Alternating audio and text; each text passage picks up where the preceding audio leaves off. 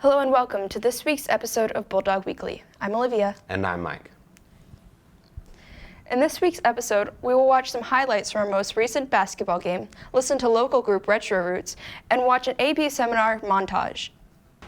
But before we get to any of that, allow me to introduce our principal, Mr. Devoll, with the week ahead. Hello everybody, welcome to the Rundown.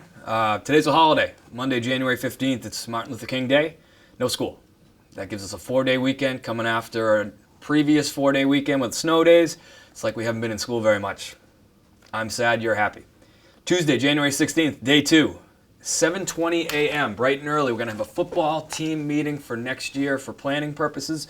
That'll be in the auditorium, so all prospective football players that want to play next year, 7:20 a.m., get there on time. During the day, because Monday was a holiday, Tuesday is going to be our mentor day for the Bulldog block. That's at 10:17 a.m. 6:30 p.m., boys basketball at home versus Bourne. And also at 6:30 in the library, the Booster Club is going to meet to talk about funding athletics. Wednesday, January 17th, day 3 in the cycle. We have instructional council at 3:30, school committee at 6:30. But most importantly, we have student activity, ice hockey, 7:30 at Tabor versus Apponequet. That's a big game. Thursday, January 18th is day 4 in the cycle. During the Bulldog block, we're going to try a lockdown drill. So we're going to use that time to promote student safety. 6:30 at night, track meet at New Bedford Voc. Friday, January 19th is day 5 in our cycle. 4 o'clock in the afternoon, we've got our sci-fi game night starting. And at 6:30, we've got girls basketball at home versus arch rival Dighton Rehoboth. Saturday, January 20th, relax, no school. But we have state relays in Boston for our track teams, both boys and girls. We've got ice hockey at noon at Tabor versus Wareham. And we have a father-daughter dance sponsored by the Ambassador Club for preschool through grade 5 in the cafeteria at 6 o'clock. It's been a busy month with school and no school. We hope that we have good weather moving forward. See you next week. Got it. Thank you, Mr. Devoll, for that useful information. Now, on to sports. The boys varsity basketball team faced off with Somerset Berkeley on Wednesday, January 3rd. We have a short montage of the game in this week's sports highlights.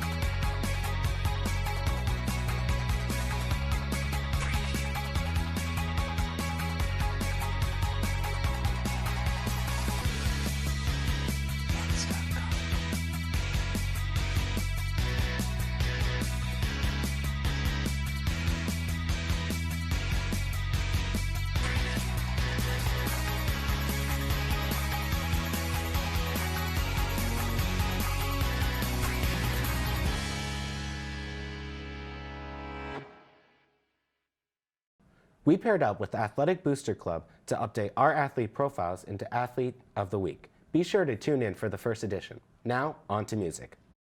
Recently, we met up with current sophomore Janey Rego and Old Rochester alumni Joe Gauvin to have them perform for us here in the studio. Check out this piece from local band Retro Roots.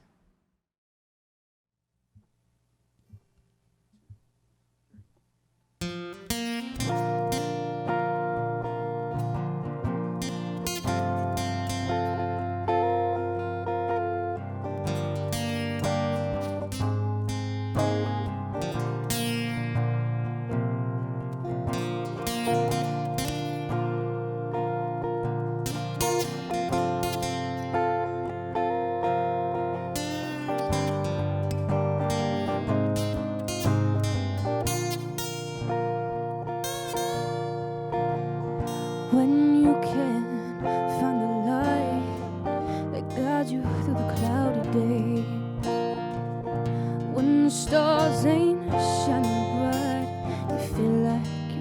lost your way. When those candle lights of hope burn so very far away, well, you've got to let your soul shine, just like my daddy used to say.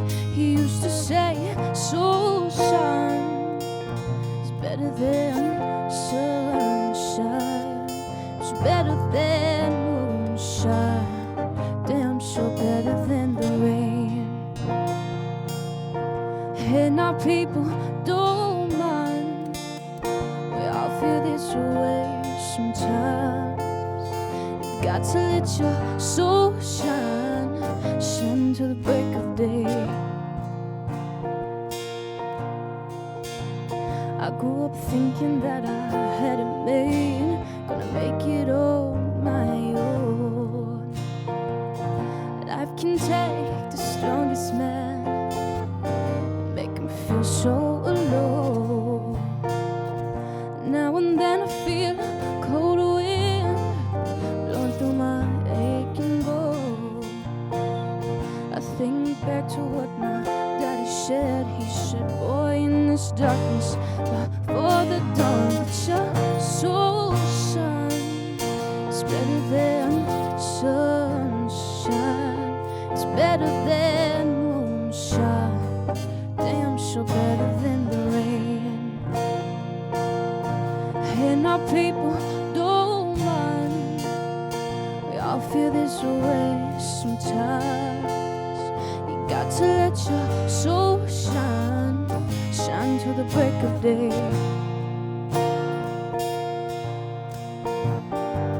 Sometimes a man can feel this emptiness, like a woman survived to mother's very soul. A woman too, God knows she can feel like this. When the world seems cold, you gotta let your spirit take control.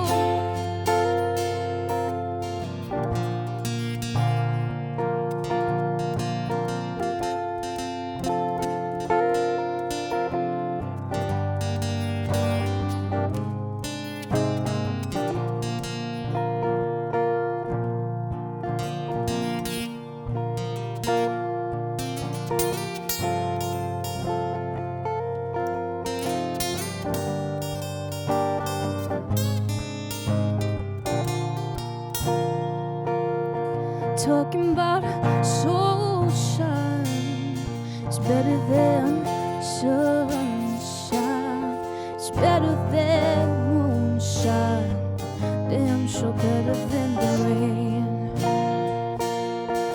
And our people don't mind, we all feel this way sometimes. You got to let your soul shine, shine till the break of day. One more time. Talking about soul shine, it's better than sunshine, it's better than moonshine, damn sure better than the rain. And our people don't mind, we all feel this way sometimes. To let your soul shine, shine till the break of day.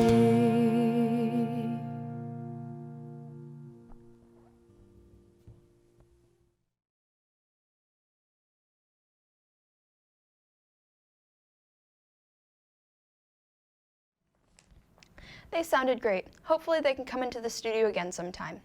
Now on to our next discussion topic, AP Seminar presentations. We were able to film a couple of student-made presentations discussing common issues such as drug addiction and brain diseases. Check them out in this brief compilation.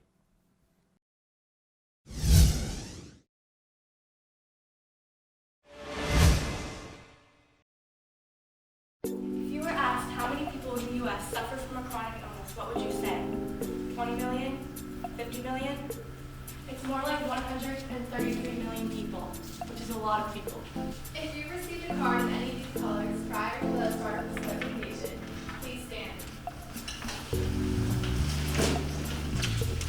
Each of these cards represents hundreds of thousands of lives lost to these diseases every year. Take a look around you. This makes up about 60% of the people who are standing. This means that 60% of the deaths each year are caused by these diseases. 1.6 million people are in prison in the U.S. 95% of inmates will be released.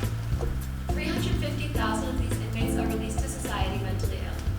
87% of these employers would not hire these ex-convicts. This leads us to wonder, how can we best rehabilitate prisoners to be productive, active, and better members of our community? Based off this graph, it is clear the prison population is increasing, but the real question is, why? Prior to the American Revolution, religion was a large factor in life. Therefore, the Bible was looked at as there was no clear line between crime and sin. During this time, there was really no such thing as jail, rather more a holding place until punishment, which was typically public whippings and other painful disciplines. The first jail appeared in Pennsylvania. Here they believed in separation and labor. They also had exercise yards and trades such as shoemaking and weaving. During the early 1900s, the Auburn system appeared. They believed in silence and labor as well. 1.7 million people in the U.S. suffer from a TBI each year. 87% of people in prison suffer from mental illness due to a TBI. This led to the question, should people with long-term brain damage be held responsible for their actions? A TBI stands for traumatic brain injury and is an acquired brain injury caused by external force, leading to impairment in physical, physiological, and cognitive functions. 46 different states recognize the insanity defense, which consists of 3 different rules to allow criminals to escape the consequences of their actions. The first of these rules is the Macnaghten Rule, named for Daniel Macnaghten, who assassinated a British Prime Minister in the 1800s, and 27 states recognize this rule. The Macnaghten Rule requires a defendant to have been so deranged at the time of the act that they didn't understand the nature of their actions. In 2016, there were approximately 323.1 million people living in the U.S. During that same year, 64,000 people died of an opioid-related overdose. That's 64,000 mothers, fathers, siblings, and children. And of those 64,000 people, 55 of them resided in a neighboring town of New Bedford, Massachusetts. Opiates is a class of drugs that interact with opiate receptors on nerve cells in the body and brain. When consumed, they produce euphoria in addition to also relieving pain. Some of these drugs include heroin, fentanyl, and pain relievers such as oxycodone, hydrocodone, and morphine. Think about what you've done in the past hour. Maybe you ate breakfast. Maybe you got ready for school. You might have gone to class. In that past hour, according to the CDC, a reputable government health organization, 10 people have died due to alcohol-related incidents. This brings us to the question, should the minimum legal drink age, the MLDA, in the United States be lowered to 18? After 3 decades, the drinking age may seem normal to many Americans, but in fact, it's quite unique. In the 1970s, when the voting age was changed to 18, many states then followed suit with their drinking age, and an epidemic of driving deaths occurred. December 5th, 1933 marked the end of the Prohibition era and first posed our question. After Prohibition, each state was allotted the right to set their own MLDA. In 1984, Congress passed an MLDA of 21 for all states or threatened that they would lose 10% of their highway funding. Some say that the benefits of stem cell therapy outweigh the risks of it being taken in the wrong direction. If put in the wrong hands, this research could take an immoral turn, but it could also save millions of lives. They argue that it's unethical not to save lives, and we have the technological ability to do so. Often prisoners have uncontrollable actions inside of prison, which are harmful to the surroundings around them. Often prisoners have outbursts such as destroying property, fighting with guards, or even taken advantage of by being robbed or abused. As you can see here, this is a picture of a normal 27-year-old male brain, and that's compared to a scan of Aaron Hernandez's brain after he died. And as you can see here, there's a large gap, and that's where the tau protein formed and killed brain cells. And he had one of the the most severe cases of CTE ever, as he had stage 3 CTE. But despite these acts, people still used, and new drugs like oxycodone and hydrocodone continued to enter the market. In the 1970s, following an increased use of heroin by soldiers involved in the Vietnam War, the Controlled Substances Act was passed and the Drug Enforcement Agency was created. In a study and data collected by the National Epidemiologic Survey on Alcohol-Related Condition shows what age range has the highest prevalence for DSM-IV alcohol dependency, more commonly known as alcoholism. Despite the fact that the 18 to 20-year-olds have a higher prevalence, the 21 to 24-year-olds are only 1% off, so it's not that much different. This would also mean that stem cell therapy would be provided by a national health insurance. This would make it available to everyone and eliminating any superiority that could develop. While stem cell research is progressing, it is important to keep an open mind because it is building a better future for us. When they leave prison, they have a lack of any stability, and by giving community service, it keeps them familiar and start to meet more friendly faces. When they leave, they're more out of work, so by giving complex jobs, it will help them to get money, which would help them not to be in crime and return to jail. Community service and greater job offerings is another great solution. As a result, there's a petition made to attempt to make encouraging suicide illegal. It was called Conrad's Law, but it stalled in 2017 after former President Barack Obama left office. A problem that mentally ill patients often come across is mental health care, and a lot of people cannot afford mental health care because it is very expensive. When asked, 87% of mentally ill patients that did not have insurance said their maintenance were unmet. 77 with the private insurance and 65 with the public insurance. The problem with this is that even though 91% of healthcare cover mental illness, they do not provide all the needs. Much like the locals are worried about their physical safety, the government is worried about the economy's safety. The cost of the opioid epidemic reached $78.5 billion in 2013 alone. The U.S. government cannot afford to keep spending this much money each year. With health, economic, and social concerns about the opioid issue in New Bedford, the South Coast community is looking for ways to solve and to address this problem. Massachusetts Governor Charlie Baker is hopeful, saying, "You don't get out of a problem like this in a year or two, when it took about 15 years to get into it." In another study performed by Susan Tapper, brain scans were taken of those who were known to binge drink. These red areas indicated by the arrows show damage to the white matter in the brain. Damage to the white matter in the brain translates as cognitive impairment and memory loss. This type of damage is caused by the dangerous drinking habits shown in the previous slide.